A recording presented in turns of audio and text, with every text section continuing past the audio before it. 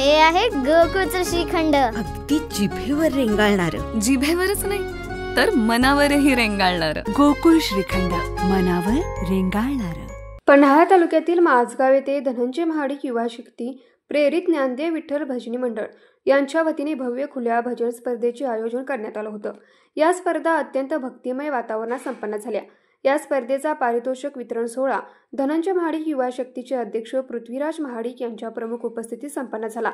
या स्पर्धेत विविध भजनी मंडळांनी आपल्या सुमधुर आणि जोशपूर्ण भजनांनी वातावरण अगदी मंत्रमुग्ध करून टाकलं. श्रोत्यांना अस्सल भक्तीचा अनुभव मिळाला आणि स्पर्धेला उत्स्फूर्त प्रतिसाद मिळाला.